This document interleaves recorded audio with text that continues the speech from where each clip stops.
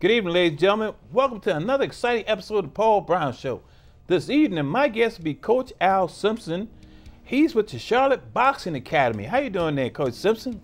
Doing fine, sir. Glad to be here. Glad to have you here. Tell us a little bit about the Charlotte Boxing Academy. The Charlotte Boxing Academy has been in existence for the last probably 25, 35 years. I pretty much came in here in 2009. Started with the Charlotte Boxing Academy. It's an after-school program that we have. It's under the Mecklenburg County Park and Recreation, which I also employed by, and I also run the Charlotte Boxing Academy. We have different sponsors that also sponsor us. One of them is the PAL, the Police Athletic League. Okay. We also are part of the Gang of One with the task force. Correct. And so forth. So we work with a lot of agencies and so forth that in anything that we can actually do to combat a lot of things that happen in the street with kids and youth and so forth. What inspired you to want to be involved with the boxing? Actually, it inspired me. I was born and raised in New York, and then mostly in Philadelphia. During that period of time, I was, as a youth, getting into trouble and so forth and everything. So I had an officer that actually lived on the same street, a couple of doors down from where we stayed at. And just one day he grabbed me, and instead of taking me down to the station, he took me down to the gym, which was their PAL Center during that time. And just a little small room, hitting the bag and so forth and everything. But since that period of time, that's always, stayed with me. The discipline and everything, as far as the encouragement of things, what not to do when I do get angry or want to get into fights and stuff. So it deterred a lot of that. Mm. What's the age group that you have for your boxing academy? We began at age 8 years old. We work with boys and girls, and then we go to the youth.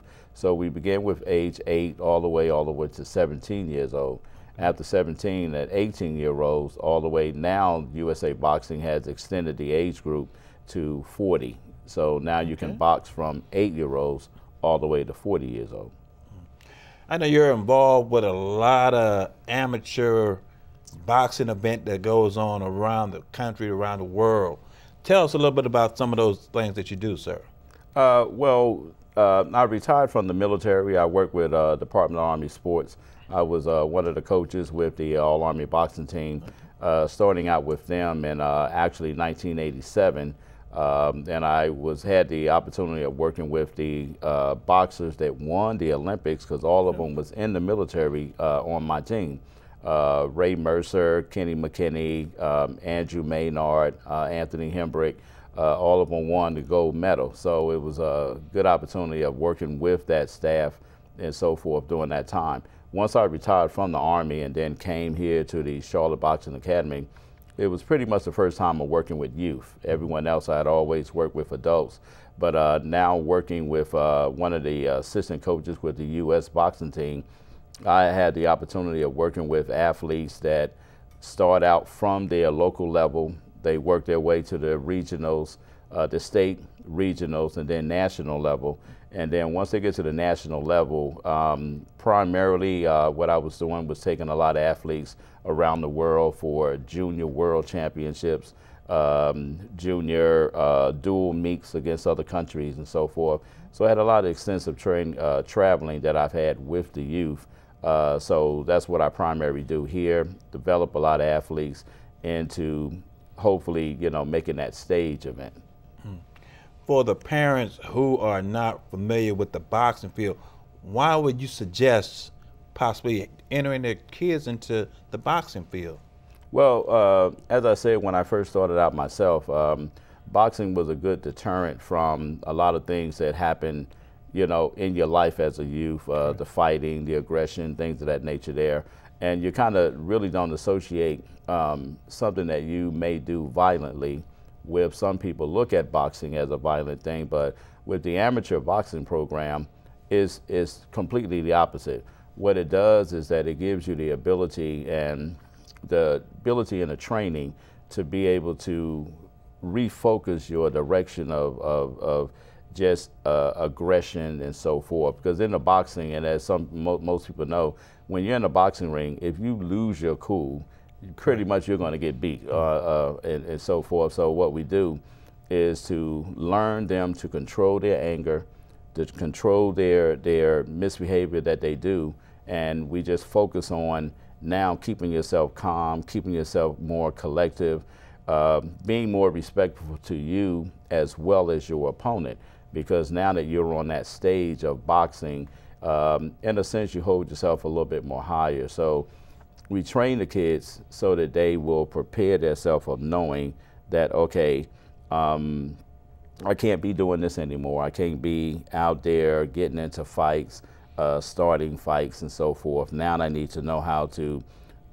recognize when there's a situation that's about to occur and how to take myself out of it, or how to walk away from those situations that used to get you in trouble before. As far as the training, what are some of the basic training that an individual needs to know before he comes into starting boxing? Most of the kids and the athletes that come to the Charlotte Boxing Academy have had some backgrounds with either football, basketball, or something like that. A lot of the kids that are on my team now, they actually are into other multiple sports. When football season comes around, they go and play football. When basketball comes around, then they go play basketball. But in the meantime, they still come around to the boxing and do their training to try to maintain their boxing ability and conditioning also itself.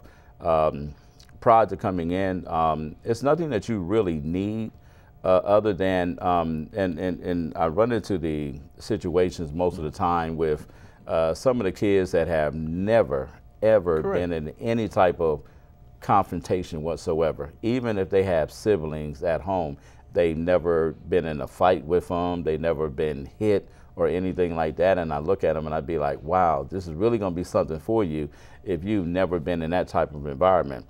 But I do have other kids that, you know, as far as growing up into school fights, things of that nature right there. Not to say that they are more used to it, because it's still something that you have to get used to being a boxer. A boxer is not for everybody.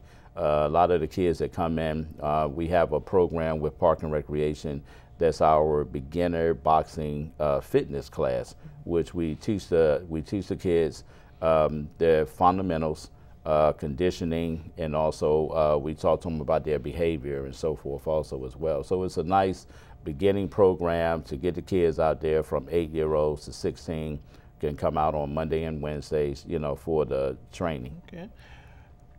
Fitness, I know you mentioned that. Why is that so important, especially with our youth?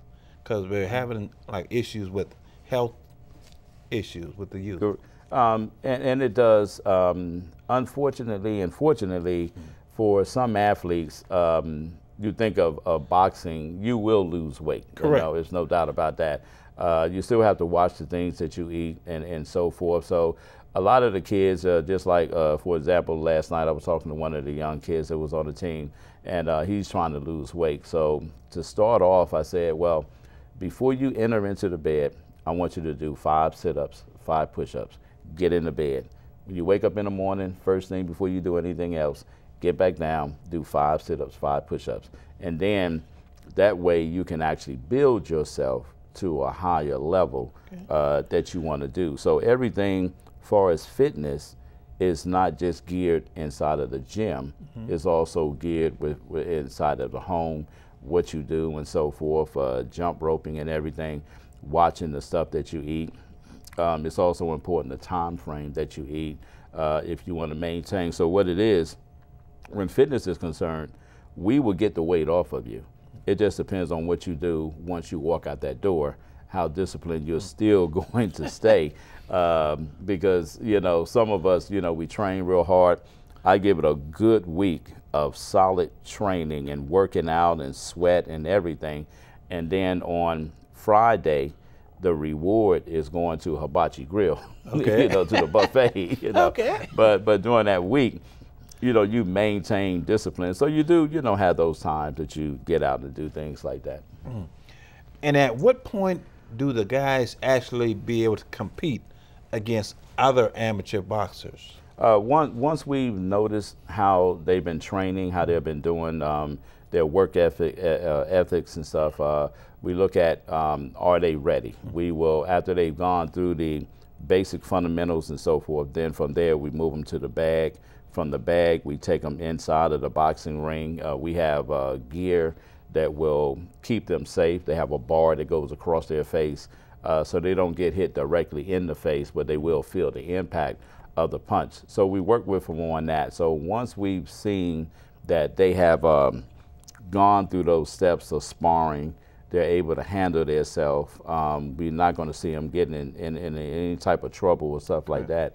Then from there, we make the decision on first taking them to a boxing event with the team so that they can observe what goes on, you know, the weigh-ins and so forth and everything.